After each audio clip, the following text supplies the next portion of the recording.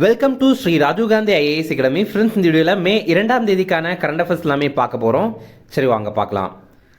Friends, இந்த வீடியோட notes எல்லாமே கீழே PDF டிஸ்கிரிப்ஷன் கொடுத்துருக்கோம். அதெல்லாமே கிளிக் பண்ணி டெவலப் பண்ணிச்சிங்க.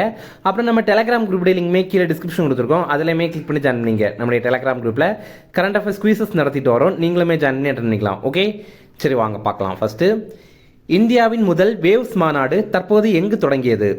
இதற்கான ஆன்சர் மும்பை. இது ரொம்ப ரொம்ப முக்கியமான ஒரு கொஸ்டின். உலக ஒலி மற்றும் பொழுதுபோக்கு மாநாடு முதல் முறையாக நம்ம இந்தியாவில் நடைபெறுது. இங்கிலீஷில் இதை world audio visual and entertainment summit அப்படின்னு சொல்கிறாங்க. சுருக்கமாக வேவ்ஸ் அப்படின்னு அழைக்கிறாங்க. இது இந்த மே 1ஆம் தேதியிலிருந்து 4ஆம் தேதி வரைக்கும் நடைபெறுது. நம்முடைய பிரதமர் மோடி இதை தொடங்கி வைத்திருக்காரு. இது எதற்காக அப்படின்னா, திரைத்துறை, அதுக்கப்புறம் எண்ம ஊடகங்கள், அப்புறம் பொழுதுபோக்கு இருக்குல்ல, இது எல்லாமே இந்தியாவை நிலைநிறுத்தணும் அப்படிங்கிறதுக்காக தான். 100 நாடுகளுக்கு மேற்பட்ட பிரதிநிதிகள் இதில் பங்கேற்றாங்க. இப்போ பிரதமர் மோடி இதை தொடங்கி வைத்துட்டு என்ன சொல்லியிருந்தார் அப்படின்னா, இந்தியாவுடைய முதல் முழு நீளப்படம் ராஜா ஹரிச்சந்திரா அது 1913ஆவது ஆண்டு மே 3ஆம் தேதி வெளியானது. ஆனால் இந்த ஒரு 100 ஆண்டுகளில் பார்த்தீங்கன்னா இந்தியா இவ்வளவோ இந்த திரைப்படத்துறையில் ரொம்ப முன்னேறி இருக்கும் அப்படிங்கிறத தெரிவித்திருக்காரு. பிரதமர் மோடி ஆரஞ்சு எக்கனாமி, ஆரஞ்சு பொருளாதாரம் அப்படிங்கிற ஒரு வார்த்தையை பற்றி பேசியிருக்காரு. இது என்ன அப்படின்னா, படைப்பாற்றல் பொருளாதாரம் அப்படிங்கிறது தான். இப்போ நம்மளுடைய படைப்பாற்றல் மூலமாக நமக்கு கிடைக்குதுல பொருளாதாரம், அதுதான் இந்த ஆரஞ்சு பொருளாதாரம் அப்படிங்கிறது.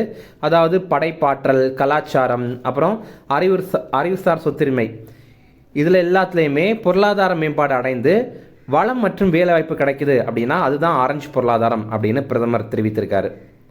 அடுத்தது, இந்தியாவில் எந்த மாதத்தில் அதிகபட்ச GST வசூலானது? இதற்கான ஆன்சர் ஏப்ரல் 2025. இது வரைக்கும் பார்த்தீங்க அப்படின்னா போன ஆண்டு ஏப்ரல் மாதம் வசூலானது தான் ரொம்பவே அதிகபட்சமான GST இருந்துச்சு. இப்போ அதையும் தாண்டி ரொம்ப அதிகபட்சமான GST வசூல் இந்த ஆண்டு ஏப்ரல் மாதம் ஆயிருக்கு. GST பற்றி பார்த்தீங்கன்னா, GST goods and services tax அப்படிங்கிறது தான். சரக்கு மற்றும் சேவை வரி அப்படிங்கிறது 2017ஆவது ஆண்டு ஜூலை 1ஆம் தேதி இதை அறிமுகம் பண்ணியிருந்தாங்க. இந்த ஏப்ரல் மாதம் மொத்தமாக வசூலான GST தொகை எவ்வளவு அப்படின்னா ரூபாய் 2.37 லட்சம் கோடி அளவில். இதற்கு முன்னாடி அதிகபட்சமான வருவாய் கிடைத்தது போன ஆண்டு ஏப்ரல் மாதம். அது ரூபாய் 2.10 லட்சம் கோடி அளவுக்கு கிடைத்திருந்தது. GST வரி விகிதங்கள் என்னென்ன இருக்குது அப்படின்னா 5%, அப்புறம் 12%, அப்புறம் 18%, அப்புறம் 28%. அப்புறம் சில பொருட்களுக்கு பார்த்தீங்க அப்படின்னா 0%, அதாவது அதில் வரி இல்லை அப்படின்ற மாதிரி கூட தெரிவிப்பாங்க. இப்போ உங்களுக்கான கேள்வி என்ன அப்படின்னா, GST தொடர்பான சட்ட திருத்தம் எது, GST தொடர்பான அமெண்ட்மெண்ட் ஆக்ட் எது அப்படிங்கிறது உங்களுக்கு தெரியும்னா கமெண்ட்ஸில் சொல்லுங்கள். அடுத்தது, தற்போது எந்த அரிசிக்கு 20% ஏற்றுமதி வரியை மத்திய அரசு விதித்தது? இதற்கான ஆன்சர் புழுங்கல் அரிசி. இப்போ பார்த்தீங்க அப்படின்னா இந்தியாவிலேருந்து பிற நாடுகளுக்கு ஏற்றுமதி பண்ணுற இந்த புழுங்கல் அரிசிக்கு 20% ஏற்றுமதி வரியை போட்டிருக்காங்க. இதே மாதிரி உமி நீக்கப்பட்ட சில வகையான அரிசி வகைகளுக்கும் 20% வரி போட்டிருக்காங்க, ஏற்றுமதி வரி. இது நேற்றிலிருந்து, அதாவது மே 1ஆம் தேதியிலிருந்து நடைமுறைக்கு வரும் அப்படின்னு தெரிவித்திருக்காங்க. எதனால் இந்த மாதிரி போடுறாங்க அப்படின்னா, இந்தியாவில் இருக்கிற மக்களுக்கு தேவையான அரிசி இருக்கணும் அப்படிங்கிறதுக்காக தான். அதுக்கப்புறம் தான் நம்ம அதை வெளிநாடுகளுக்கு ஏற்றுமதி பண்ணணும். ஆனால் நிறைய பேர் என்ன பண்ணுறாங்க அப்படின்னா, வெளிநாடுகளில் ரொம்பவே லாபம் கிடைக்குது, ரொம்ப அதிகமான காசு கிடைக்குது அப்படின்ற மாதிரி வெளியில் ஏற்றுமதி பண்ணுறாங்க. ஆனால் அதனால இந்தியாவில் மக்களுக்கு தட்டுப்பாடு ஏற்படுது அப்படிங்கிற மாதிரி மத்திய அரசு இப்போது தெரிவித்திருக்காங்க. அதனால இந்த 20% வரியை இப்போ போட்டிருக்காங்க. அதை இன்னும் சில மாதங்களில் அதை எடுத்துருவாங்க. ஓகே ஃப்ரெண்ட்ஸ், நம்ம ராஜீவ்காந்தி ஐஏஎஸ் அகாடமியில் எஸ்ஏ எக்ஸாமுக்கான புதிய கிளாஸஸ் ஸ்டார்ட் பண்ணியிருக்கோம். நம்ம இன்ஸ்டியூட்டில் நிறைய பேர் எஸ்ஏ எக்ஸாமில் வெற்றி பெற்றிருக்காங்க. நம்ம இன்ஸ்டியூட்டில் ஓப்பன் கோட்டாக்கும் கிளாஸஸ் இருக்குது, அதே மாதிரி டிபார்ட்மெண்டல் கோட்டாக்கும் கிளாஸஸ் இருக்குது. நம்ம இன்ஸ்டியூட் பார்த்திங்க அப்படின்னா சென்னையில் அண்ணா நகரில் தான் இருக்குது. நீங்கள் இதில் நேரடியாக கூட படிக்கலாம். நம்ம இன்ஸ்டியூட் சம்மந்தமாக அல்லது இந்த பேட்ச் சம்மந்தமாக உங்களுக்கு ஏதாவது தகவல் தெரியணும் அப்படின்னா ஸ்க்ரீனில் தெரியுற நம்பருக்கு கால் பண்ணி பேசிக்கலாம். அடுத்தது, த்ருவ் ஹெலிகாப்டரை உருவாக்கிய நிறுவனம் எது? இதற்கான ஆன்சர் HAL. HAL அப்படின்னா ஹிந்துஸ்தான் ஏரோநாட்டிக்கல் லிமிடெட் அப்படிங்கிறது. இந்த நிறுவனம் தான் இந்த த்ருவ் அப்படிங்கிற ஹெலிகாப்டரை உருவாக்கியிருந்தாங்க. இது முழுவதுமே நம்ம உள்நாட்டிலேயே தயாரிக்கப்பட்டது. இந்த ஹெலிகாப்டரில் ஒன்று குஜராத்துடைய போர்பந்தர் அந்த விமான நிலையத்தில் ஓடுதளத்தில் இந்த ஆண்டு ஜனவரி மாதம் மோதி விபத்துக்குள்ளாக இருந்தது. இதனால் மத்திய அரசு இந்த ஹெலிகாப்டர் பயன்படுத்துறதுக்கு தடை வச்சுருந்தாங்க. இப்போ அந்த தடையை நீக்கியிருக்காங்க.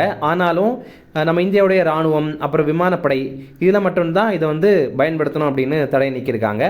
ஆனாலும் கடற்படையுடைய பயன்பாட்டிற்காக இதை இன்னுமே அந்த தடை தொடர்கிறது.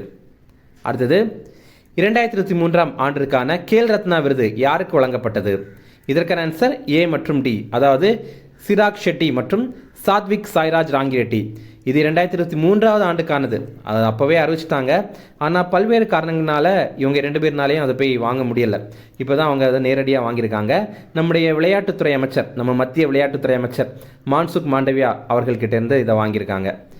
இப்போது இந்த ஆண்டு மேஜர் தியான் சந்த் கேல் ரத்னா விருது வழங்கியிருந்தாங்க. அதை பற்றி நம்ம பார்க்கலாம். இந்த மேஜர் தியான் சந்த் கேல் ரத்னா விருது இது 1992 ஆண்டுலேருந்து வழங்கிட்டு இருக்காங்க. முதல்ல இதோடைய பேர் வந்து ராஜீவ் காந்தி கேல் ரத்னா விருது அப்படிங்கிறது தான். அதுக்கப்புறம் தான் பார்த்தீங்கன்னா மேஜர் தியான் சந்த் கேல் ரத்னா விருது அப்படின்ற மாதிரி பெயர் மாட்டிட்டாங்க.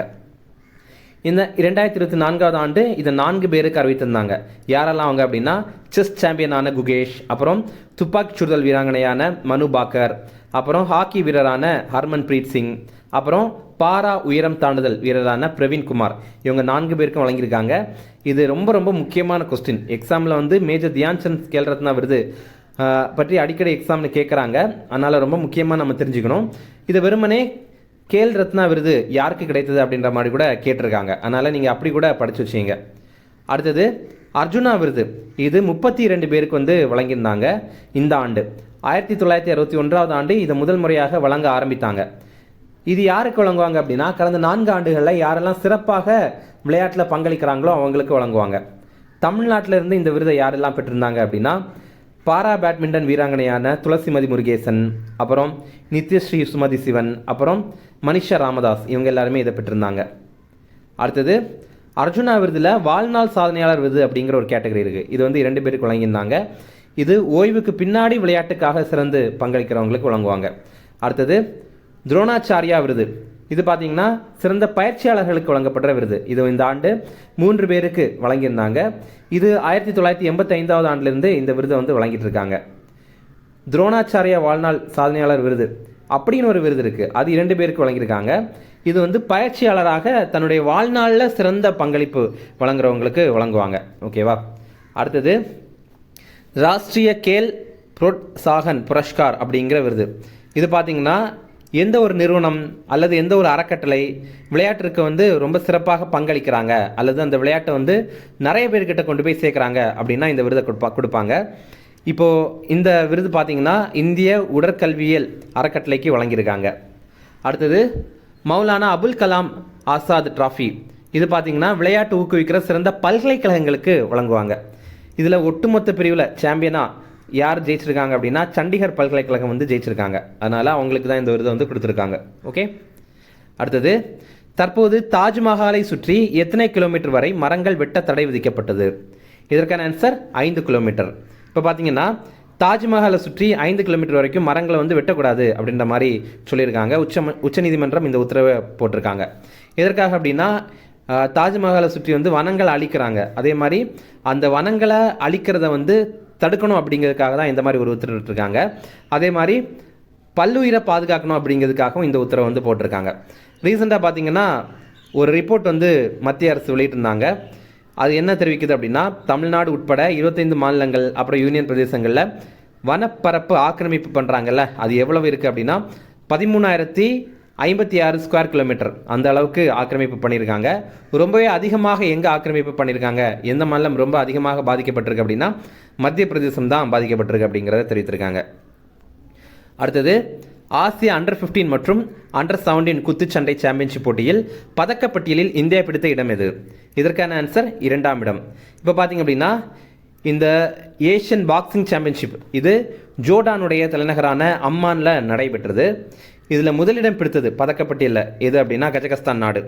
2ஆம் இடம் பிடித்தது நம்ம இந்தியா.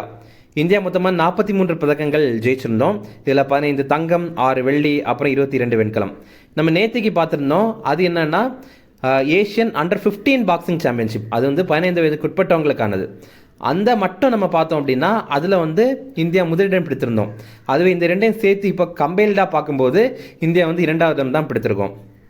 அடுத்தது இந்தியாவுக்கு ரூபாய் 1108 கோடி மதிப்பில் இராணுவ உபகரணங்கள் வழங்குறதுக்கு அமெரிக்கா ஒப்புதல் வழங்கியிருக்காங்க. எதற்காக இதை யூஸ் பண்ண போகிறோம் அப்படின்னா நம்மளுடைய கடல்சார் கண்காணிப்பு இருக்குல்ல, அதற்காக மென்பொருள், அப்புறம் ரிமோட் மென்பொருள் அதெல்லாம் வாங்குறதுக்காக பயன்படுத்த போகிறோம். அதாவது அதெல்லாம் தான் அவங்க தர போகிறாங்க. ஓகேவா? அந்த உபகரணங்களாகவே அவங்க தராங்க.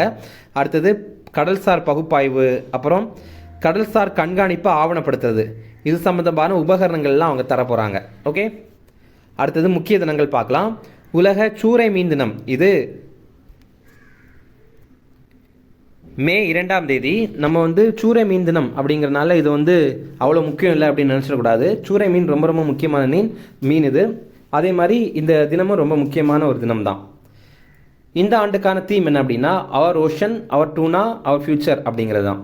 அதாவது நமது பெருங்கடல், நமது சூறை மீன், அப்புறம் நமது எதிர்காலம் அப்படிங்கிறது தான் தெரிவிக்கிறாங்க. கடலில் பிடிக்கப்படுற மீன்களில் அதிகபட்சமாக இந்த வகை மீன் தான் இருக்குது. 20% இந்த வகை மீன் தான் இருக்குது. இதில் முக்கியமாக ஒமேகா 3, அப்புறம் விட்டமின் B12, அப்புறம் ப்ரோட்டீன்ஸ் இதெல்லாமே இருக்குது. இந்த தினம் ஐநா சபையினால் அங்கீகரிக்கப்பட்ட ஒரு தினம். ஓகே, இந்த மீன் பார்த்திங்கன்னா பல்வேறு நாடுகளுடைய பொருளாதார மேம்பாட்டிற்கு ரொம்ப முக்கியமாக பங்கு வகிக்குது.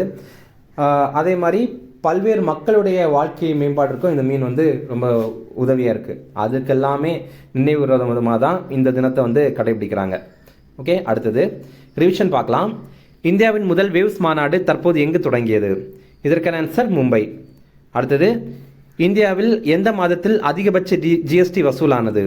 இதற்கான ஆன்சர் ஏப்ரல் 2025. இப்போ உங்களுக்கான கேள்வி, ஜிஎஸ்டி தொடர்பான சட்ட திருத்தம் அமெண்ட்மெண்ட் ஆக்ட் எது அப்படிங்கிறது உங்களுக்கு தெரியும்னா கமெண்ட்ஸில் சொல்லுங்கள்.